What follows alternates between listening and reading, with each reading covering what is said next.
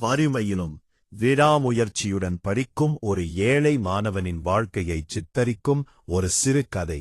அன்றைய தினம் பலத்த மழை பெய்து கொண்டிருந்தது.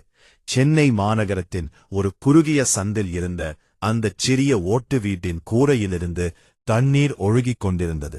அன்பு 12ஆம் வகுப்பு மாணவன்.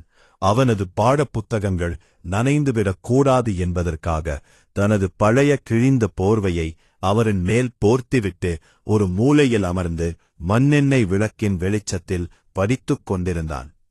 அதற்கு முன்னாடி எமது சேனலுக்கு நீங்கள் புதியவர் என்றால் தயவு செய்து சப்ஸ்கிரைப் செய்து கொள்ளுங்கள். அப்படியே இந்த வீடியோவுக்கு ஒரு லைக்கும் போட்டுட்டு எங்களின் புதிய வீடியோக்கள் குறித்த அறிவிப்புகளை உடனுக்குடன் பெற அருகில் உள்ள பெல் குறியீட்டை அழுத்தி இணைந்திருங்கள்.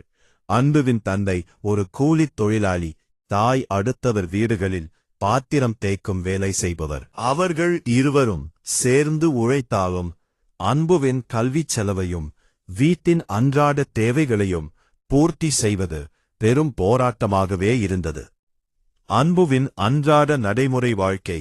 காலை 4 மணி அன்பு எழுந்து செய்தித்தாள் போடச் செல்வான். காலை 9 மணி பள்ளிக்கு விரைவான். மாலை 6 மணி தேநீர் கடையில் பகுதி நேர வேலை. இரவு 9 மணி படிப்பு. அவன் கண்கள் சோர்வினால் சொருகினாலும் அவனது மனதிற்குள் ஒரே ஒரு லட்சியம்தான் இருந்தது. நல்ல மதிப்பெண் பெற்று ஒரு நல்ல வேலைக்குச் சென்று தன் பெற்றோரின் கஷ்டத்தை போக்க வேண்டும். அன்புவின் விடாமுயற்சி மற்றும் அவரது சாதனைகளை 2ஆம் பாகத்தில் காண்போம்.